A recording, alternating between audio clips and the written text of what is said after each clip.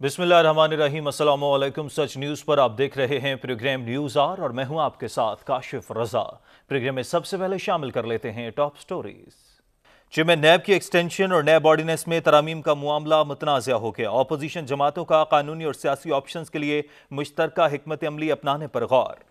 और नैब ऑर्डिनेंस में होने वाली तरमीम का असल फायदा कौन उठाएगा? नैब ऑर्डिनेंस में होने वाली ये तरमीम एहतसाब के अमल पर कितना असरअंदाज होंगी?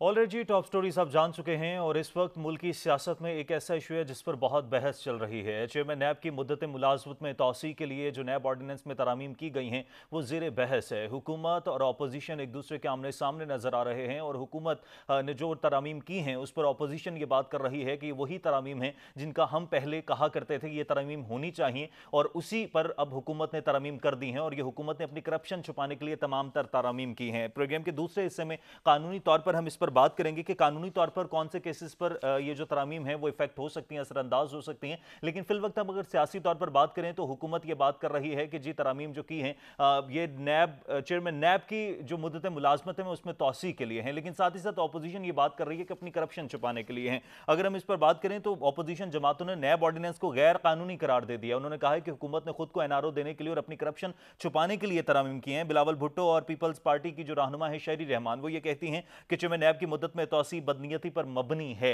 इस सारी जरा सूरत हाल पर एक तो हम बात करेंगे, दूसरी तरफ हुकूमत के लिए मुश्किलात में इजाफा होता जा रहा है। बलूचिस्तान में क्या एक बार फिर से तारीख खुद को दोहरा रही है, क्योंकि वहां पर जिस तरह से कहा यह जा रहा है कि एक बार फिर से वजीर आला बलूचिस्तान जाम कमाल से नाराज अराकीन जो हैं वो तरीके अदम एतमाद लाने की बात कर रहे हैं और कह ये रहे हैं, अपोजिशन ये बात कर रही है कि जो 40 अराकीन हैं वो उनकी हिमायत में हैं। अब इस पर लियाकत शाहवानी जो तर्जमान बलूचिस्तान हुकूमत है वो ये बात करते हैं जी ऐसा कुछ भी नहीं है, अगर हुकूमती अराकीन खिलाफ होंगे तो फिर इस्तीफा दे देंगे वजीर आला बलूचिस्तान। तो इस पर बात करेंगे और इसी सेगमेंट के आखिर में हम जरा महंगाई के हवाले से भी बात करेंगे कि हुकूमत महंगाई पर काबू पाने में नाकाम नजर आती है, और अगर इस पर बात की जाती है तो जो हुकूमती वजीर हैं, जो हुकूमती मशीर हैं, वो ये बात करते नजर आते हैं इंतहाई मुज़ाहिका खेज कि जी आप आटे की मिकदार कम कर दें, चीनी का इस्तेमाल कम कर दें। तो ये कब तक हुकूमत इन तमाम सूरत हाल को इस तरह से मुज़ाहिका खेज करार देती रहेगी और इस तरह से अवाम के जज्बात के साथ खेला जाता रहेगा? इस सारी सूरत हाल पर हम बात करेंगे एक ब्रेक के बाद। देखते रहिए न्यूज़ आर।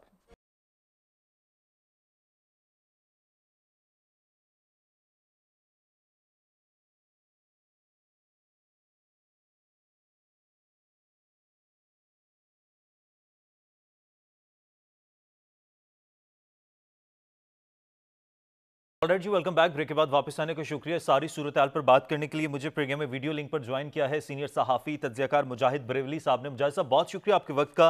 मुजाहिद साहब, ये जो नैब तरमीमी ऑर्डिनेंस आया है, अब ये ज़ाहिर देखा जाए जिस पर जो बहस चल रही है कि नैब के इख्तियारात महदूद हो गए हैं और अपोजिशन हमेशा से इन्हीं तरमीम की बात करती थी, तो फिर अपोजिशन किस लिए इतना ववेला कर रही है और एहतजाज और चैलेंज की बात कर रही है? देखिए, अपोजिशन हो या अपोजिशन में हुकूमत हो, यानी अगर ये पीटीआई हुकूमत अपोजिशन में आएगी या पार्टी की तमाम पार्टियों को देखें, जब जब ये हुकूमतों में आती हैं तो ये नैब समेत तमाम इदारों को, एफआईए को, इनकम टैक्स को, एफबीआर को, सबको इस्तेमाल करते हैं। तो अपोजिशन के साथ अगर वावेला ना करे फिर अपोजिशन किस बात की? फिर माशाल्लाह आपका मीडिया भी ऐसा मिल गया है कि बड़े से बड़ा जो है वो सॉरी टू से करोड़ों अरबों का बाकायदा नाम जिनके आए कि उन्होंने करप्शन की है। और अब आप देखें ना, आप मीडिया वाले सबका दे रहे थे, बाद में पता चला कि आपका खुद 5 मीडिया मालिकान भी तो थे उसमें जिन्होंने की ऑफशोर कंपनियां थी। तो पाकिस्तान में एक करप्शन एक मजाक बन चुका है और इमरान खान को एक पूरे एक ट्रैप में आ चुके हैं। ये जो उन्होंने सैकड़ों की तादाद में केस खोले, आज मैं पढ़ रहा था, तो आप जो कवानीन की बात कर रहे हैं ना कि ये कानून वो कानून, अरे भाई जरदारी साहब की एक सिर्फ जो है पेशी हुई है, शहबाज खानदान सब घूम रहा है, कभी आराम से, कोई इनको लंबी सजाएं नहीं हुई। हज़ारों की तादाद में ऐसे लोग हैं जिन्होंने कुछ नहीं किया, अंदर पड़े हुए हैं। तो ये जो आप कह रहे हैं कि नैब ने 4 साल में 575 अरब कुल वसूल किए हैं 4 साल में, और सिर्फ एक केस था मडी डेवलपमेंट अथॉरिटी का, उसमें मलिक रियाज से कहा गया था कि आप 2000 अरब रुपए दें। 1000 अरब का कमिटमेंट किया। उस 1000 अरब में उन्होंने कहा जी मेरे पास तो नहीं, मेरे 500 रुपया, 25 अरब रुपए दिए हैं 1 साल में। डॉक्टर आसिम और शर्जील मेमन का केस है 460 अरब, 560 अरब, 2000 अरब तो ये हो गए 4 साल में ये लिए हैं। अरे भाई इस कवानीन का हम क्या करें? फिर प्री बारगेन आपने उसमें सिलसिला कर दिया है जिसके तहत खुद नैब के अफसरान करप्शन के इल्ज़ाम में पकड़े गए। मैं तो समझता हूँ कोई भी कानून ले आए, इन करप्ट मगरमच्छों को नहीं पकड़ सकते आपके, ये इनसे ज़्यादा ज़हीन फित्तीन वसाइल वाले हैं। मुझे सब जिस तरह से अभी आपने एक बड़ा अहम पॉइंट उठाया कि ऑपोजिशन का तो काम है कि वो ये वावेला करेगी, लेकिन जिन एक्चुअल मामलात पर ऑपोजिशन को एहतजाज करना चाहिए, हुकूमत की जो पॉलिसीज है उन पर, महंगाई का मसला है, दीगर मसाइल हैं, उन पर तो ऑपोजिशन उस तरह से वावेला नहीं करती, जाती मफादात आड़ आ जाती। देखिए, तो आप लोग जब ये कहते हैं ना कि वो नहीं करती, मैं पहले भी कह चुका हूँ शायद आपसे, अब ये पॉलिटिकल पार्टियाँ नहीं हैं, ये लिमिटेड कंपनियाँ हैं, इनके डायरेक्टर्स हैं। पहले एहतजाज होता था स्ट्रीट पर, 10,000 लोग सड़कों पे आते थे। अब अगर आप जिस दिन मीडिया हटा दे 100 आदमी भी नहीं खड़े होंगे। भाई इनके फॉलोअर्स कहाँ हैं? अगर आवाम अगर महंगाई से परेशान है तो आवाम निकले ना सड़कों पे। आप देखिए इस्लामाबाद के चौक पर जो है, ये पिंडी के चौक पर 10,000 लोग बैठ जाएं, कैसे जो है आवाम के मसाइल नहीं होते। ये पार्टियां भी नहीं चाहती, इन्हें भी आपने फराम कर दिया, इनके घरों पे कैमरे लेके खड़े होते हैं मैं और आप, और वो उनकी और क्या हो रहा है बताइए ना। अगर महंगाई की तरह बेचारा आवाम को तो फुर्सत ही नहीं है। ये जो बेचारा कराची में 16,000 मोटरसाइकिल वाले हैं, 16 लाख, और एक दिन का वो पेट्रोल डलवाते हैं, और जब आपको पता है तनख्वाहें क्या मिल रही हैं और नौकरी क्या है, तो उनको 100 रुपये देना मुश्किल हो जाता है। तो गवर्नमेंट को तो और ये एहतजाज भी नहीं करेंगे, एहतजाज करने की क्या फुर्सत है, इन्हें जो नौकरियों पे जाना है। तो बात जब आप जो कह रहे हैं ना अपोजिशन का एहतजाज करें, ये सब सेनेट, कौमी असम्बली, माशाल्लाह तनख्वाहें, गैर मुल्की दौरे, पजेरों पे आ रहे होते हैं, ये अपोजिशन है। भाई अपोजिशन होती थी वली खां की, बेदनजो की, या जवान भुट्टो या बेनज़ीर की कह लें, या पूरे पहले शेख मुजमान की। ये तो देख नहीं रहे आप, इनके ख़वातीन आती हैं पूरे मेकअप के साथ, मर्द हज़रात आते हैं, इनके चेहरे देखिए तरो ताज़ा। ये सो कॉल्ड अपोजिशन है, ये पब्लिक लिमिटेड कंपनियां हैं, ये सियासी जमातें नहीं है। सियासी जमातों में कन्वेंशन होते थे, सेंट्रल कमेटी होती थी, प्रोविंशियल कमेटी होती थी, ओहदेदार होते थे। तो यही नहीं पता कौन ओहदेदार है, वो तो खुद ही ये बन जाते हैं ओहदेदार, चाहे जरदारी पार्टी हो, चाहे शरीफ पार्टी हो, चाहे इमरान खान हो। तो मुजाहिज़ा फिर जिस तरह से अब आप भी ये बात करें, और ये वाक़तन हकीकत है, इसमें कोई दो राय नहीं है। अब तो इस सारी सूरत हाल में फिर हमारा मुल्क सियासी तौर पर कहाँ स्टैंड कर रहा है? हम तो कहीं मौजूद ही नहीं है, फिर मुल्क तो तरक्की कर ही नहीं सकता। तो ये तो आपने एक बड़ा मासूमाना सवाल किया। जब भी तो ये हाल है जिस मुल्क में आप बात कर रहे हैं, 2.5 करोड़ बच्चे स्कूल ही नहीं जाते। ये जो आपके प्राइम मिनिस्टर कह रहे हैं कि 50 लाख नौकरियाँ दूंगा, 1 करोड़ घर बनाऊंगा, भाई जहाँ 2.25 करोड़ बच्चे सिर्फ सिंध में ये हाल है कि 5 से 17 साल की स्कूल के कोई कह रहे थे 40% बच्चे स्कूल ही नहीं जाते। अब बताएं वो स्कूल ही नहीं जाते तो क्या करते होंगे, फिर इनका मुस्तकबिल क्या है? तो जो ये है ना मुस्तकबिल, मैं किस में जाऊँ आपको?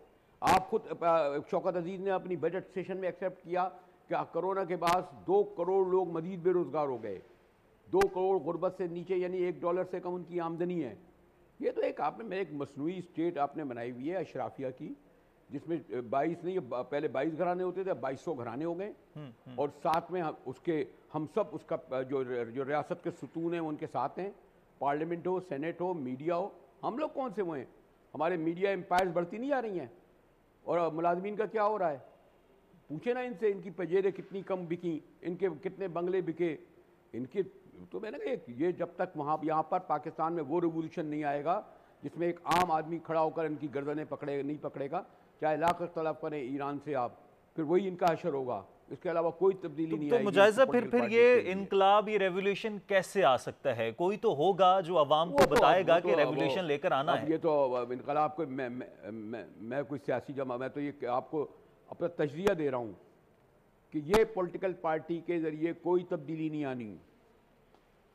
चाहे जरदारी पार्टी आए, चाहे नून लीग आए, चाहे मौलवी आए, कोई आए, सॉरी टू से। तो मुजाहिद साहब फिर हमारे पास ऑप्शन है क्या? हमारी गुफ्तगू सियासत से थोड़ी मुख्तलिफ जा रही है। शेख रशीद साहब, हमारा ऑप्शन ये है कि लोग मजीद महंगाई चले पिसते रहेंगे, यूं ही वो घर बैठे रहेंगे, इसी तरीके से हम लोग मीडिया वाले दिल खुश करते रहेंगे अपना आवाम का सिकनों का। वो भी इस बात के आदी हो चुके हैं।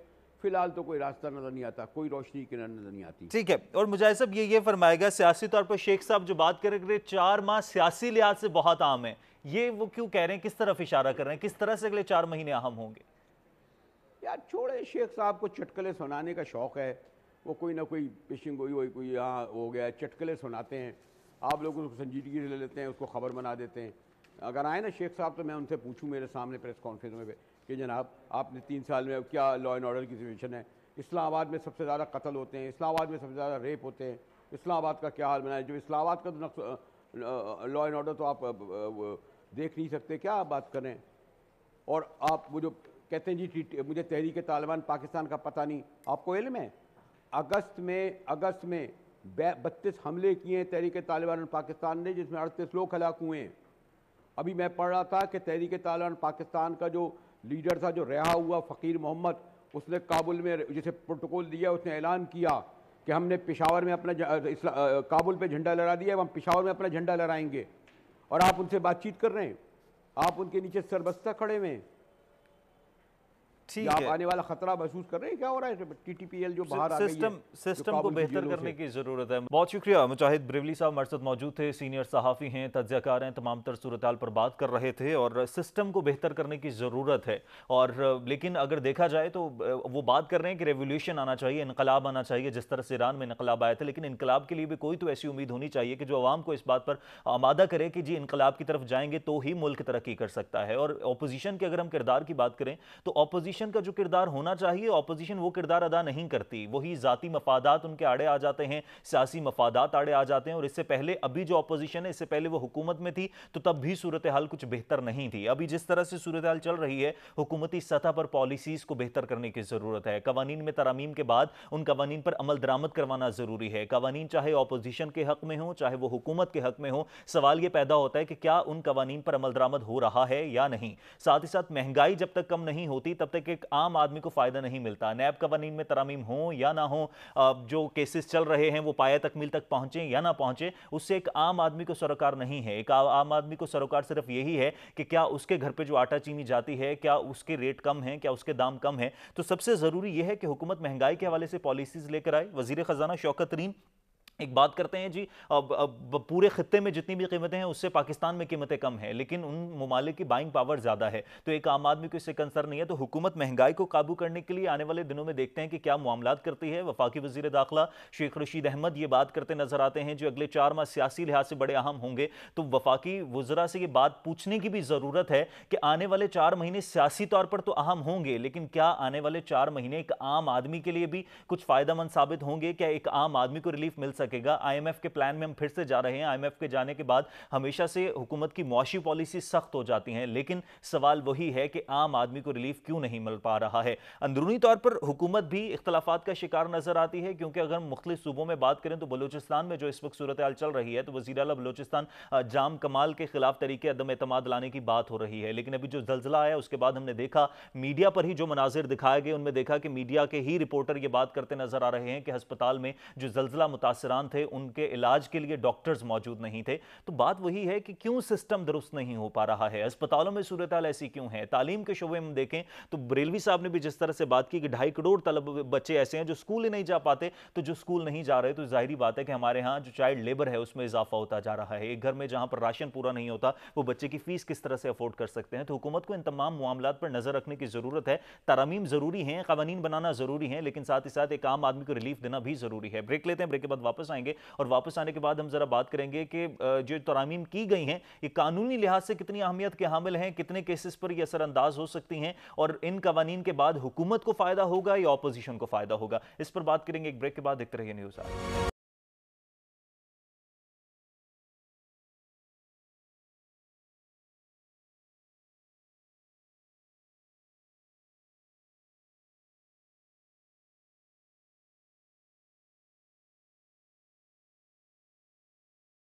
ऑलराइट जी, वेलकम बैक। ब्रेक के बाद वापस आने का शुक्रिया। और नैब तरमीमी ऑर्डिनेंस बज़ाहिर जो में नैब की मुद्दत मुलाजमत में तौसीक के लिए लाया गया, लेकिन उसके बाद सवाल ये पैदा हो रहा है कि इसके बाद नैब के इख्तियारात महदूद हो जाएंगे, तो क्या इससे अपोजिशन लीडरान जो हैं उनको फ़ायदा पहुँचेगा? क्योंकि नैब जो कल तक किसी भी गिरफ्तारी के लिए इंक्वायरी और रेफरेंस दायर करने का इख्तियार रखती थी, वो अब ऐसा कुछ नहीं होगा। अब सारा प्रोसीजर जो है वो प्रोसिक्यूटर जनरल के जरिए हो सकेगा। 11 तरमीम से टैक्स केसेस हैं, सूबाई और वफाकी काबीना में की गई गलती को नैब के दायरे इख्तियार से निकाल दिया गया है। इसके बाद नैब के इख्तियारात महदूद हो रहे हैं। साथ ही साथ 1999 का जो नैब ऑर्डिनेंस था, अगर उसको देखा जाए तो उसमें नाजायज इख्तियारात की तशरीह नहीं थी, जिसको चाहे नैब पकड़ सकता था, लेकिन जब तक साबित नहीं होता अब तब तक वो कार्रवाई हो नहीं सकती। साथ ही साथ अब कहा यह जा रहा है कि साबिक वजीर आजम शाहिद खाकान अब्बासी के खिलाफ जो LNG टर्मिनल केस है, और साबिक जो वजीर थे नून लीग के रहनुमा एहसन इकबाल, उनके खिलाफ नारवल स्पोर्ट्स कॉम्प्लेक्स के जो रेफरेंसेस थे, साथ में गवर्नर पंजाब जो साबिक गवर्नर थे मेहताब अब्बासी, वो PIA में गैर कानूनी भर्तियों के हवाले से उनका जो केस चल रहा है, ख्वाजा आसिफ के आमदन से जायद असाजात के रेफरेंसेज हैं,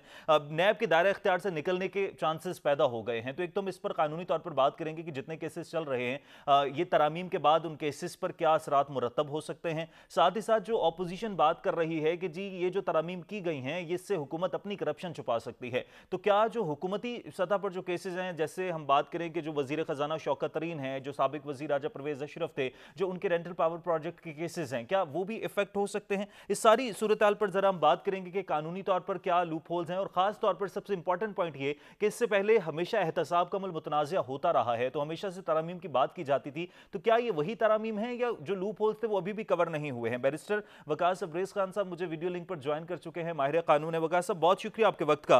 वकास साहब, नैब ऑर्डिनेंस में तरमीम जो थी वो जो नैब की मुद्दत मुलाजमत में तोसी के लिए लाई गई, लेकिन हम हमेशा से पहले आपके साथ भी बात कर चुके हैं, प्रोग्राम्स में बात होती रही है कि जी नैब तरमीम में जो कवानीन है उनमें तरमीम होनी चाहिए, एहतसाब का अमल हमेशा से मुतनाज़ा हो जाता है, लेकिन अभी जो तरमीम हुई हैं ये भी एक बार फिर से इन पर सवाल उठ गए हैं। तो क्या ये तरमीम जरूरी थी? इनसे कवानीन में जो कहा जाता था लूप होल्स हैं वो खत्म हो जाएंगे या अभी भी कवानीन में तब्दीली की जरूरत है?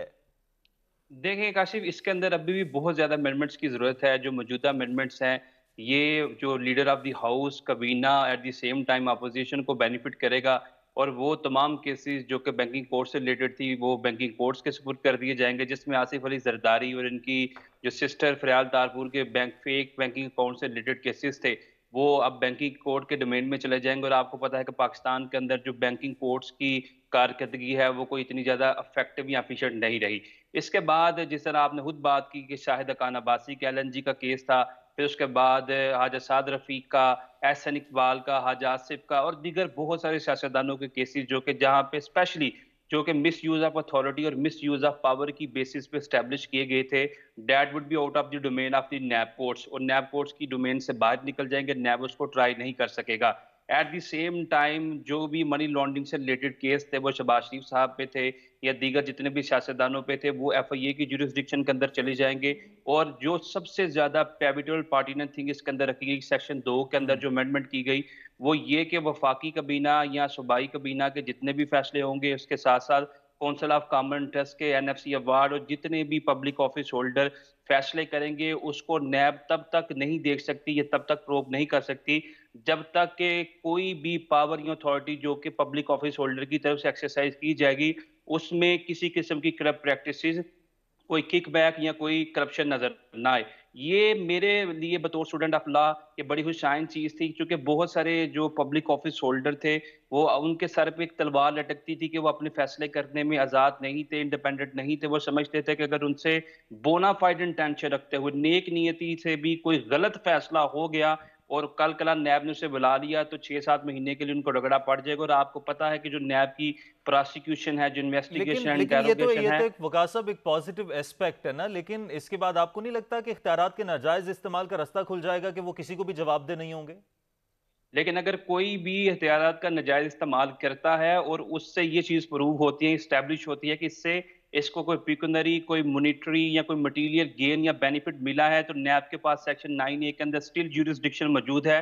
तो वैसे किसी भी पब्लिक ऑफिस होल्डर को, चाहे वो कोई ब्यूरोक्रेट है, चाहे वो कोई सियासतदान है, उसको ट्राई कर सकते हैं। लेकिन जो चीज़ इसके अंदर एम्बार्गो की गई या प्रोटेक्ट की गई वो ये कि नेक नियति से किए जाने वाला कोई भी फैसला जिसमें कोई मॉनिटरी, कोई मटेरियल बेनिफिट जो है नैब एस्टैब्लिश ना कर सके, उसको इसके अंदर नहीं रखा गया। सेकेंडली जो आपने बात की कि जो प्रोसिक्यूटर जनरल की ऑफिस को स्ट्रॉन्ग और स्ट्रेंथन किया गया, ये बड़ी इंपॉर्टेंट चीज थी, क्योंकि पूरी दुनिया के अंदर जो प्रोसिक्यूटर जनरल के ऑफिस हैं उनको बहुत ज्यादा अहमियत की नजर से देखा जाता है। और जितने भी लॉ इन्फोर्सिंग एजेंसीज हैं ये इनके मशवरे के बाद ही कोई रेफरेंस फाइल करती हैं, ये केस बनाती है, चूंकि प्रोसिक्यूशन ये गाइड करता है कि हमारे पास इतने शवाहिद मौजूद हैं, इतना एविडेंस मौजूद है, इतना मटीरियल मौजूद है कि हम ये जो अक्यूज है जिसे गिरफ्तार करने लगे हैं ट्रायल स्टेज में से कन्विक्ट करवा सकेंगे।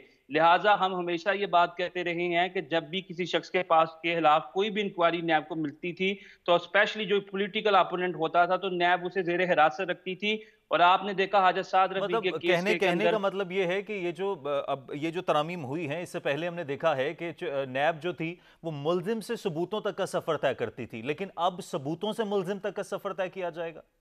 You have absolutely hit the nail on the head. आपने बिल्कुल दुरुस्त बात की। पहले इनके पास एविडेंस मौजूद होने चाहिए, आपके पास वो कंक्रीट, वो कोजेंट एविडेंस होने चाहिए, स्पेशल इंक्रीमेटिंग एविडेंस पूरी दुनिया के अंदर जब तक आपके पास मौजूद ना हो, कोई भी लीगल सिस्टम आपकी लिबर्टी को कर्टेल नहीं कर सकता, आपको तो बिहाइंड द फिर बार फिर नहीं फिर रख फिर सकता। ऑपोजिशन के एतराजात क्यों उठा रही है? इसमें तो ऑपोजिशन शुरू से ही ये बात कर रही है जी इनके पास सबूत नहीं है, हमें वैसे ही हमारा ट्रायल हो रहा है। तो फिर ऑपोजिशन को तो इस पर खुश होना चाहिए कि ये जो तरमीम हुई है ऑपोजिशन को फायदा होगा, तो फिर ऑपोजिशन चैलेंज करने की क्यों बात कर रही है?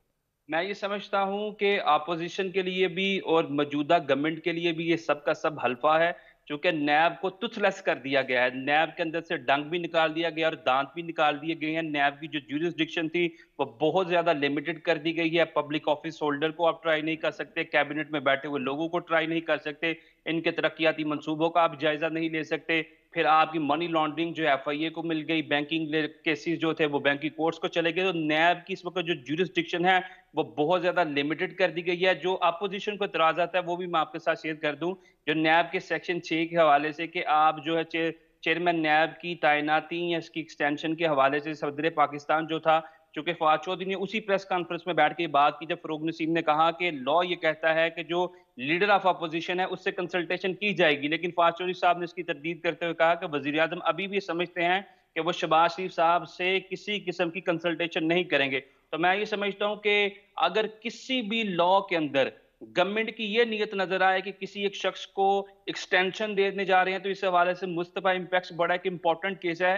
सुप्रीम कोर्ट ने इसे डिसाइड किया था, उसके अंदर ये लिखा गया था कोई भी ऐसा लॉ जो कि टाइम स्पेसिफिक या पर्सन स्पेसिफिक है, किसी एक फर्द को, इंडिविजुअल को बेनिफिट करने के लिए बनाया गएगा, that would be a null and void तो लॉ। फिर और इस उसको सब के बाद जिस तरह से आपने कहा कि नैब जो है वो टूथलेस हो गई है, तो इसके बाद क्या एफबीआर में इस्लाहात की तरफ फिर अब जाना पड़ेगा?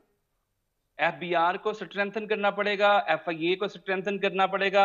एट द सेम टाइम हमारी बैंकिंग कोर्ट्स पाकिस्तान के अंदर सबसे लोएस्ट ग्रेड की कोर्ट कंसीडर की जाती हैं, जिनके पास बहुत कम पावर्स हैं, बहुत कम अथॉरिटीज है, और इनकी प्रोसिक्यूशन, इन्वेस्टिगेशन, इंटेरोगेशन का प्रोसेस जो है वो बहुत ज्यादा कमजोर है। मैं ये समझता हूं कि जिस तरह हम नैब पे फोकस करते हैं कि नैब की परफॉर्मेंस को, प्रोग्रेस को एफिशिएंट करें, इफेक्टिव करें, इसी तरह आप दूसरे अदालों की तरफ भी देखना पड़ेगा। और वकार साहब, बिजनेस इसमें सिर्फ ऑपोजिशन और हुकूमत आमने सामने ही है, अब अटॉर्नी जनरल और हुकूमत के दरमियान भी थोड़ा सा इख्तलाफ आ रहा है, क्योंकि इन्हीं तरामीम में एक एक जो पॉइंट वो ये भी है कि नैब मुलजिम को करप्शन की रकम के मुसावी जर जमानत जमा करने पर जमानत मिल सकेगी, जबकि अटॉर्नी जनरल ने राय दी थी कि इख्तियार अदालत को देना चाहिए।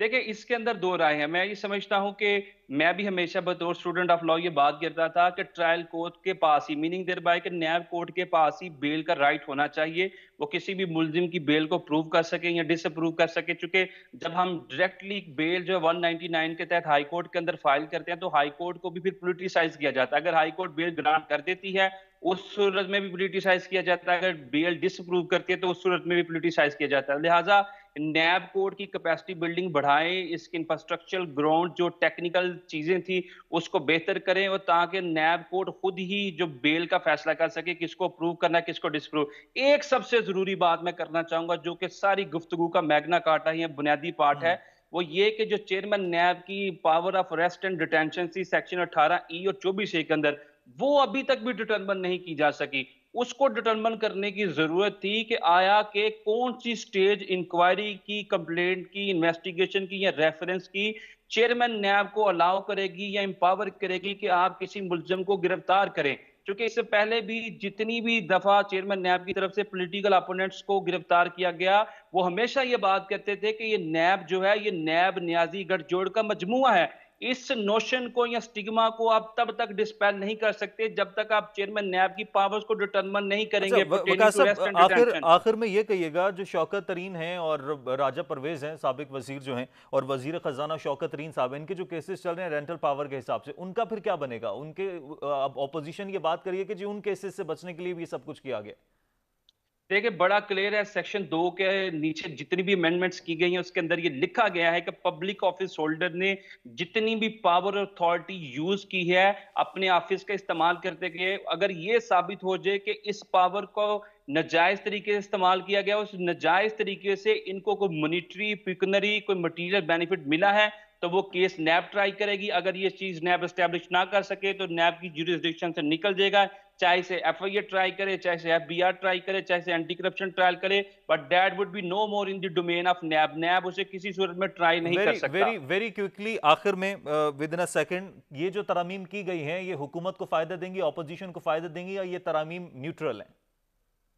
मैं ये समझता हूँ कि ये बड़ी ज़बरदस्त तरमीम की गई हैं और ये दोनों साइड से बेनिफिट होगी। मेरे लिए तो ये दोनों सियासतदानों के लिए स्पेशली ये हलवे की तरह है कि इन दोनों को बेनिफिट्स मिलेंगे। इनके जो केसेस थे बड़ी देर से चलते आ रहे हैं, ये मिनिमाइज हो जाएंगे और इसी चीज़ की इनके अंदर जंग थी और ये बहुत सारी चीज़ों को मिनिमाइज करने में कारआमद साबित ठीक होगी। है, बहुत शुक्रिया वकास अब्रेज़ खान साहब, माहिर कानून है, हमारे साथ मौजूद थे, तमाम तर सूरत पर बात कर रहे थे। ये जो तरमीम की गई हैं, अब उनके बकौल ये हलवा है, इससे जो केसेस चल रहे हैं जिन पर एतराज़ात हैं हुकूमत और अपोजिशन के दरमियान, ये मिनिमाइज़ हो जाएंगे। लेकिन बात वही है कि ये जो तरमीम की गई हैं, अब अगर अपोजिशन के फ़ायदे में है तो अपोजिशन इसको चैलेंज क्यों करना चाहती है, और अगर ये तरमीम अपोजिशन के फ़ायदे में थी तो फिर हुकूमत ने यह तरमीम क्यों की? क्योंकि एहतसाब का नारा तो बुलंद करती आ रही है हुकूमत आगाज़ से। आज के प्रोग्राम से इजाज़त दीजिए, अल्लाह ने के बाद।